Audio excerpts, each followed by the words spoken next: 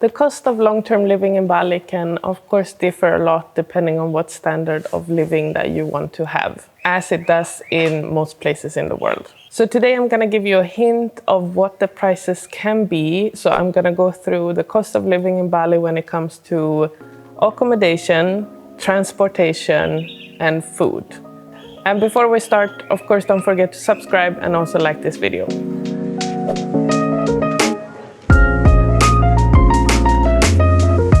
So cost of living in Bali when it comes to accommodation can of course vary a lot depending on the standard. But I'm gonna give you a hint of what the prices can vary in between. So first of all, the most expensive option. So around Bali, there are many villas that you can rent long term, and a lot of them will want you to pay 1 year upfront, but some of them will also be open to have a monthly rental. The price can vary a lot depending on location, if it has pool or not, and many other things. But I would say that an okay villa with 1 bedroom and a private kitchen would be in general in between $400 to $700 per month. Sometimes this will include water and electric, and sometimes it will not. The medium expensive option would be to rent a room with a shared kitchen or a very, very, very basic kitchen. Some of these places might be a homestay where people also stay per night, and some of them may only have per month. So our place is actually an example of this because it is a homestay, but we only rent out for minimum 30 days. So to use our place as an example, so you rent a room with a private bathroom, but you share the kitchen and also the pool and the outdoor area. We have aircon, but this may not always be the case, and the price will of course also depend on the location of the place, but I would say that the prices can vary in between $170 to $300 per month.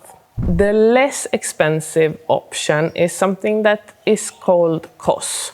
So this is more common to Indonesians that move from outside of Bali to work in Bali. So this is basically a room with often no windows, very, very, very basic, often shared bathroom, sometimes shared kitchen if there is any kitchen. So this option normally costs in between $60 to $150 per month. Which one would you choose? Let me know in the comments.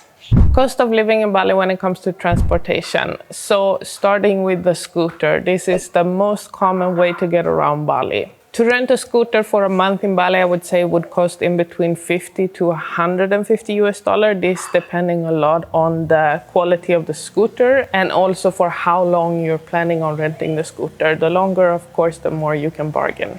If you want to buy a scooter, if you're staying a really long time in Bali, a good thing to know is that you're actually supposed to pay tax for your scooter every 5 years. So there's a lot of scooters, especially here on Nusa Lembongan, that actually doesn't have the papers, as it's called. So this means that the tax haven't been paid for the scooter and they no longer have the tax papers. So this is actually not legal to drive around with, but it's very common here on Nusa Lembongan, not as common in Bali, but this is something that is good to know if you're buying a second-hand scooter. So of course, this type of scooter without the papers is much cheaper than one with the papers, but it's important to know that it's actually not legal. And the way that you can also see that the tax have been paid for the scooter is to look at the license plate, and it will say the year that the last payment ends in. For example, on our scooter, it says 2024 because we paid the taxes 2 years ago. So depending on this, I would say that you can find a scooter secondhand for $300 to $700 depending on the standards and also depending on if the scooter has paper or not. To buy a new scooter, I paid $1,200 for this one. And this scooter is a little bit on the cheaper side. There is also a very popular scooter here in Bali called an NMAX that is way more expensive. It costs more around $2,000 to buy it. Would you drive scooter in Bali? Let me know in the comments and let me know if you drive scooter at home, if this is a common way for you to get around. taxi is another way to get around, mostly on mainland in Bali. I usually take a car, but you can actually also use a scooter taxi. So there's app kind of similar as Uber, but here they're called Gojek and Grabcar. It works the same way. You add in your location and where you want to go and you order a car or a scooter. But a good thing is to know that these apps are not actually allowed everywhere. For example, in Ubud, it's not allowed in the center because they want to support the local drivers. But around a 20-minute car ride would cost around $3.5. And if you would do 20 minutes with scooter, it would cost more close to $1. And then last but not least, cost of living in Bali when it comes to food. This is something that you of course can spend a lot of money on, but you can also actually spend very little money on food in Bali. For example, this is a more Western style place, and here we could have a lunch and it would usually cost around $8 for one person and only for the food.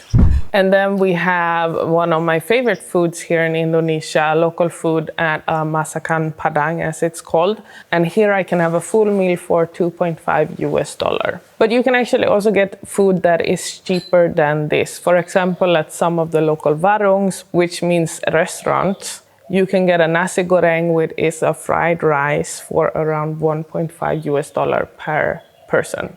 Let me know in the comments, what do you prefer to eat when you're traveling? Do you prefer to try out a lot of local food, or do you prefer to still eat some more Western type of food?